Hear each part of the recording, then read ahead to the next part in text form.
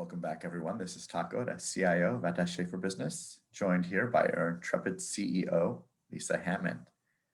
Hey, Lisa, thanks for joining me today. Absolutely, Todd. So what are we talking about today? Well, you and I have been talking about diversity and and issues of diversity that are happening around the country. And I think it's a evergreen topic, no matter what time, no matter when we pick it up at this point, Right. we're not something that's been solved. So I think that we can continue to talk about that. Right. Yeah. I mean, if anything, I think we have a duty to continue the conversation. I think we've often worried that the conversation would actually come to a lull, right? People lose interest when the problem still exists. Yeah. And the problems existed for, you know, Long, long, a long. very long time, right? Right. um, and the history of the country, the problems existed, and it's gotten better, and it's gotten worse, and it's gotten better, and it's gotten worse, and we're, right now at this specific time, I think there's some awareness, and people are confused.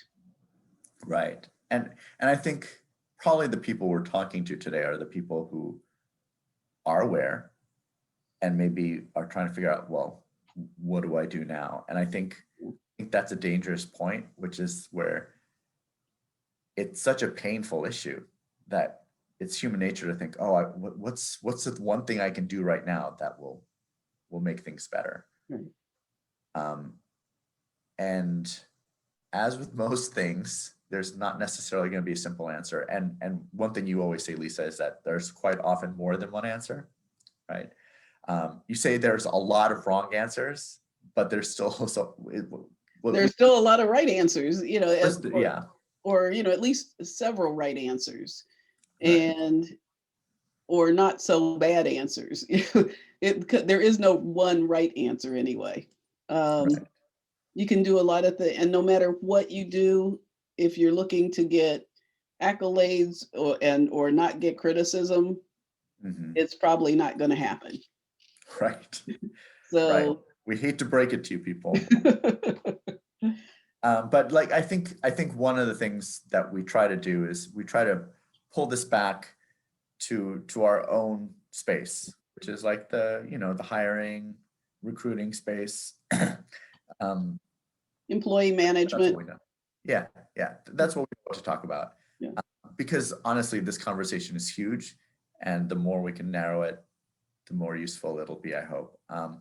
So maybe we could specifically try to speak to the people who want to, like, what could they do? What could they do? So, one of the things I just want to say this, and I think we'll probably focus more on recruiting, but one of the things I want to talk a little bit about is diversity training. Okay. All right.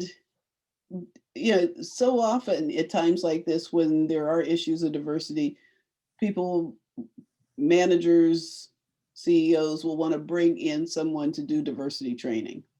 Mhm. And that's great.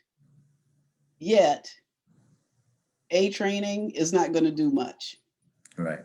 if anything. And unless it's very well thought out and there's a plan to have something that's ongoing in some way, and working with some experts who know, how to do this and when to do it, and that it is a plan, it's not just an event, Right. because the event is going to be an event that may or may not move things forward. Mhm. And often, if it's done well, then there will be people who actually feel worse after the event in some ways, because they have an awareness that they didn't. So it creates that cognitive dissonance that they weren't even experiencing before. And if Right. they don't have any place to go with that next, then it'll start to move into more anger and things like Mhm. that. So just a word of warning: if you're going to do diversity training, really think through what you're going to do, plan it out, get expertise that can help you to plan it out. Right. Yeah, because the problem has been centuries old. So don't expect it to go away with one workshop. Yeah. Yeah, it's going to take some work. And don't feel like you've done something by having one workshop. And I know that happens many times. There's something that happens in an organization, and then they Right. bring in We've somebody. had our workshop. Right. Yeah. Yeah. Yeah. That day off that Starbucks did, remember? Yep. Yeah.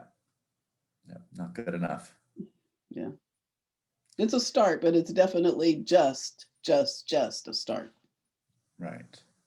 Right. So anyway, you said you wanted to talk about the recruiting side of this, right? Yeah, let's talk about recruiting. There's so many things.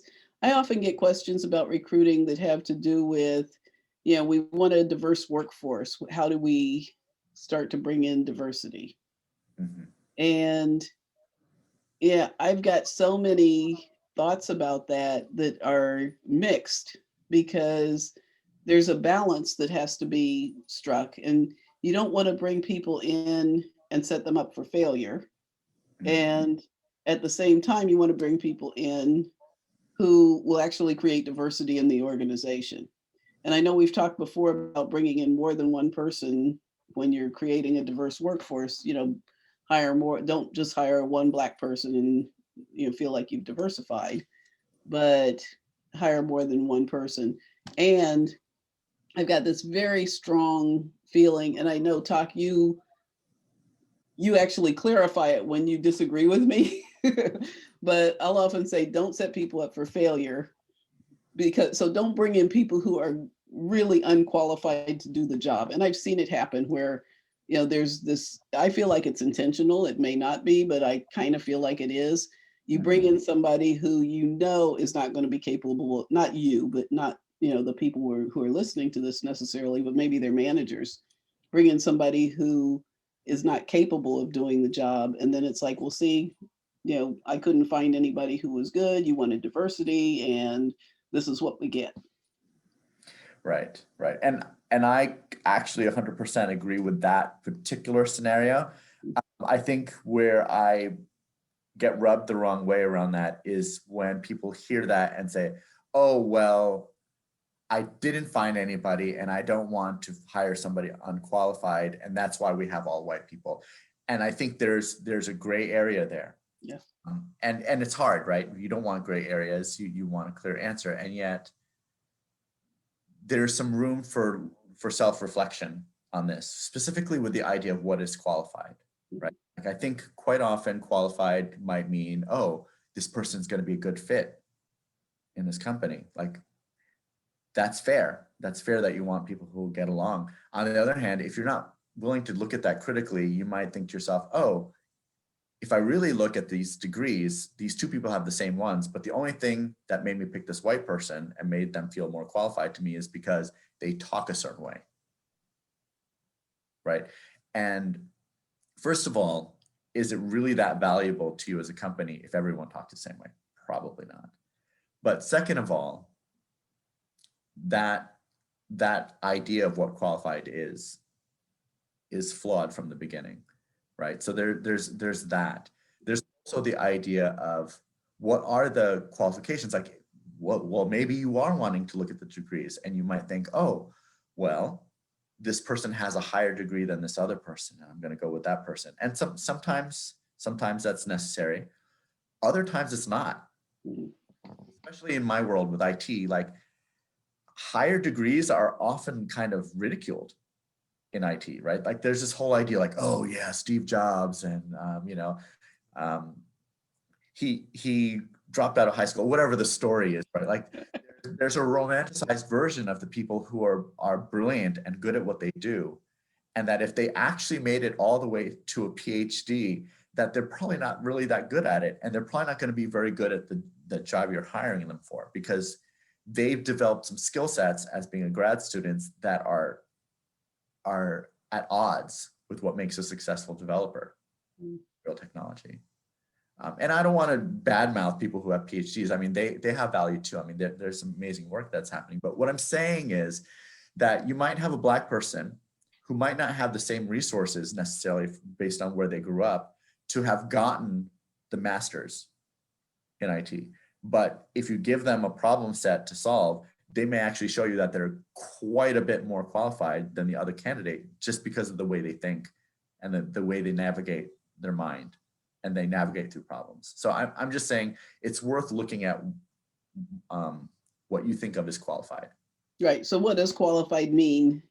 Right. And in the don't use it as a carte blanche to be like, oh, well, that's why we only have white people, which is like, we can have that whole conversation. There's so many reasons why workplaces can look very white, but that's just one of them. Mm-hmm.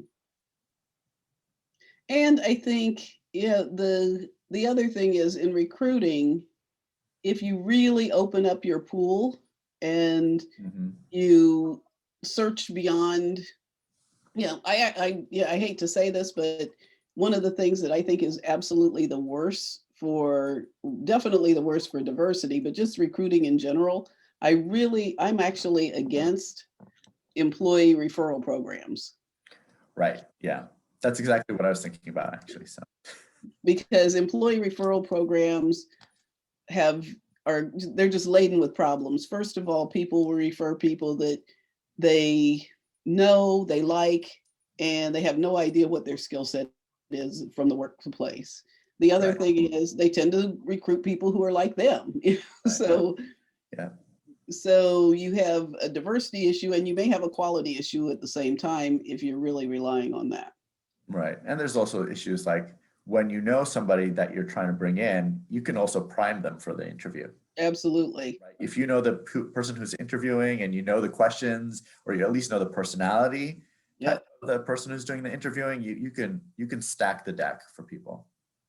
Definitely. That's a very good point. And the other thing is, once they're in, then terminating them becomes a bigger issue because you're like, oh my gosh, this person brought this person in, and what are they going to think if I get rid of them? What's that going to do to employee relations? So this is veering off of our original topic, but it really does relate to diversity at the same time. But I feel like we've touched on at least 4 different HR just in this one video, but yeah, but you know what? It's okay. Yeah, that's fine. That's fine. It's an immersion process. Yeah. Be in it for the long haul, people. Absolutely. Yeah. All right. So I think maybe that's our takeaway, right? Like, it's not one and done. You got to keep working at it. Yeah. And there's a lot to it. It hits on so many areas that it's worth having the conversation. Exactly. This is why it's not a one and done. No, and we're going to keep talking about this. Yeah. Yeah. All right. So I almost said people. Anyway, everyone, people, keep tuning in. We'll keep this conversation going. And thanks, Lisa. Thanks, everybody. Like and subscribe. Thank you, Talk. Yeah. Bye, everyone.